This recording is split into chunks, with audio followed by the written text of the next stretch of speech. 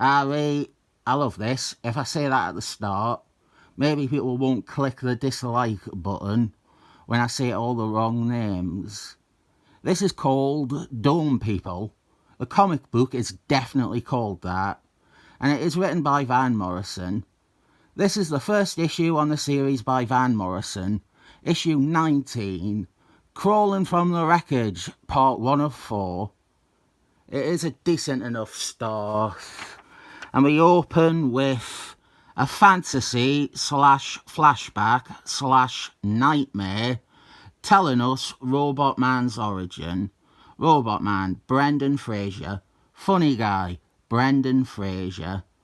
He was a race car driver, and he was in an accident, and his brain was transported into a new body, a robot body, and he became Robotman. I think the use of a dream to establish, re-establish, or retell this character's origin in Van Morrison's first issue is fine. I am highly critical of dream sequences in comics, but this one carries some value to a new reader. Robotman has checked himself into a mental hospital. He is a very broken and defeated mockery of life. He is seriously depressed and self-loathing. Some people might say this goes too far with the sorrow of Robotman, but ding dong! Oh, what is that? It is the comedy doorbell. Wonder who it is. Oh, it is my new comedy sidekick, Raging 15-year-olds.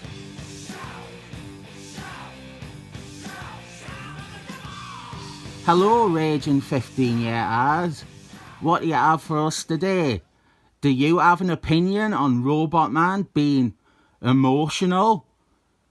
It's all woke gay shit for SJW gays. We'll have more commentary and insight from him in future videos, no doubt. This issue is primarily interested in introducing us to our characters. It does a great job of that. And with Robotman, it also manages to justify him in a world of similar characters. More on him later. Off in a hospital, a lot of hospitals in this, we have Dr. Eleanor Poole. And there's a bit I don't really understand here. There's a visual bit with the janitor. He steals something, I don't know. He puts something in his pocket. I don't understand what. Maybe it is said in a future issue. Maybe it is said in the next issue. And I just cannot remember. Well, there's nothing in this issue. And so reading it by itself, it stood out as me not quite understanding the focus. Elsewhere, we have the remains of Dome People. Van Morrison joined the title, and everything that had preceded them was removed from play. Almost everything. There was a run before them, including a variety of new characters, and most of them were killed off or depowered to make way for Van Morrison taking the book back to its more familiar Silver Age-ish team. One thing they did was resurrect Professor X, Charles Xavier. He is back in charge of the Dome People. We don't get much explanation for how he survived, but we also have, with him, Prospero, the only new character introduced in the previous run that is carried over into Van Morrison's run. It is nice to see Van Morrison add enough respect for other creators that they did hold on to something from the previous run, even if it is just one character. The others, they were killed off or benched in the issues before, or in the crossover Evasion. Van Morrison didn't write any of their departures, but the reason they happened was because the next writer didn't want to use those characters. Back in the psychiatric hospital, Robotman, Brendan Fraser, he is visited by the scientist who created his robot body and who also created the Metal Men. And I really like the writing of Robotman. As I said though, I can see some people and a little Irish pube scoffing at it and how over the top and melodramatic it is. But I think it's all done for a reason. At the other hospital we have Claude Rains, the Invisible Man, former member of the Dome People. He is recovering, but his dark off, the shadow thing, the energy being, that shows up and it is telling Claude Rains that he cannot get rid of it. Then we have the scene where I can talk best about how intense and emo Robotman is. He repeatedly bangs his face off a brick wall. He smashes his head over and over on a wall, declaring that he doesn't feel anything.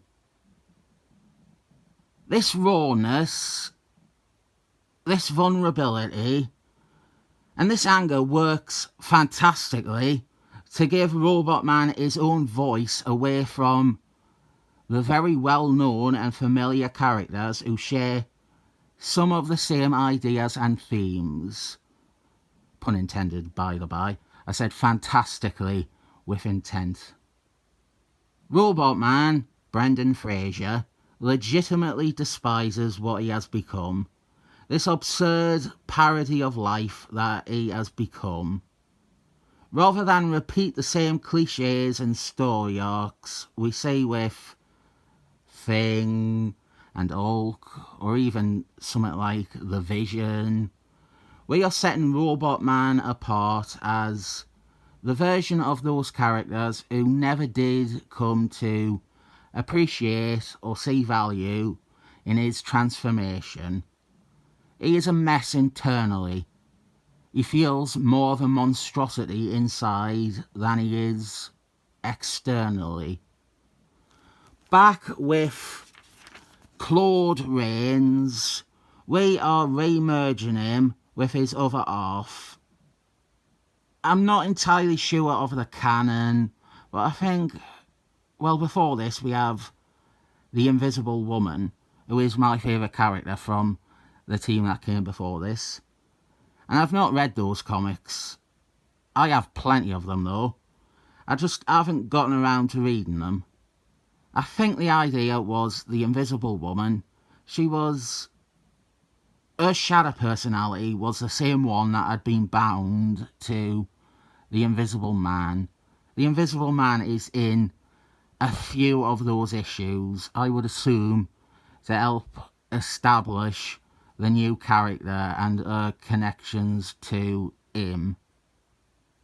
And here we complicate things for the Invisible Man by not only having Claude Rains and Griffin, we'll call it Griffin. Those two halves merge again, but we also have Claude's doctor, Eleanor Poole. She gets sucked into the mix, resulting in a genderless composite of the three that I stupidly have elected to call the Invisible Man. Back with Robotman in his hospital, we have a good background bit with another patient talking random nonsense about scissor men, which is foretelling our first story. To try and provide therapy for Robotman, Brendan Fraser, we are introducing him to another patient called Painkiller Jane. Painkiller Jane is a woman with 64 personalities, each with their own meta-human powers. and she struggles to maintain any real balance or sense of order due to her condition. This is 100% what that redneck was ripping off when he made Dan Stevens from The Excellent Men suddenly have 100 different personalities, all with different powers, rather than just the 4 he originally had. I thought I would review this because, well, it is really good, that's one of the reasons, but one of my subscribers, A. Pilgrim, he wanted me to spotlight a Latino DC hero the way I had bigged up Hector Ayala from Marvel. But I'm not sure if Painkiller Jane even counts. She was definitely Latino in the live-action Dome People show. There was a time where I would offer an opinion on that show, but I am wanting to avoid the thumbs down. I think Brendan Fraser as Robotman was excellent, and Timothy Dalton was a great casting too. The other characters I wasn't as keen on. Painkiller Jane was alright, and in the comics she's alright too. What we have here is some simple storytelling. Robotman, he has his angst put into perspective by Painkiller Jane. Not only did I introduce my new comedy character, but I am also introducing a new feature where we see what else was out at the time of this issue. I am sure Robert the subscriber will love this feature as long as it sticks to comics from 1983 to 1992. Our checklist was at the start though, so it didn't feel like a good idea to do it before anything in the comic. I won't go over everything here, I'll point out some things of note, mostly the ones I have. This can be a good thing for getting you involved as well. Some of my videos have 0 comments. Now you can go, oh that looks good, oh I would get that, oh I had that, why don't you look at that, that's a good cover, things like that. First listed is Action and Comics, when it was a weekly anthology series, issue 639, and it has a cover of Pin-Up Girl by Kevin Newland. Also featured are stories starring Gargoyle, Red Arrow, and Gangbuster. We have the first issue of GUARD, the Imperial Guard spin-off, another one I have and still haven't gotten around to reading. Animals Man 8, more Van Morrison there. The Mirror Man issue. We've talked about that a bit in The Last Days of Animals Man. And I'll probably look at it when I'm finished that miniseries. We have Adventurings of Superman issue 451. Superman has left Earth and exiled himself to space after evasion. Some classic shit right there. Other than those 4, which are the ones I have, we also have a Justice League International guest appearance in Royce Sternham's Power of an Atom. Tiny Titans is doing one of its many story arcs, trying to clean up Donatello's origin. We have Roy Sternham again with Starman issue 7. And we have the second issue of Sandman, which I have to mention because someone will be offended if I decided to not acknowledge it. We start setting up an actual plot now. The Mysterious Scissor Men. This issue has done its job of handing us the characters, but the story has waited until these final 2 pages. We have a mysterious book with black pages. We have confused federal agents. And the ending tease is that when the Pentagon is faced with weird, unsolvable shit like this, They have to turn and call in Professor X and the Dome people. I haven't read all of Van Morrison's Dome people, but their first issues, the first trade paperback collection, that is, to me, the best stuff. It's Van Morrison writing Dome people. It's not quite a Van Morrison book yet.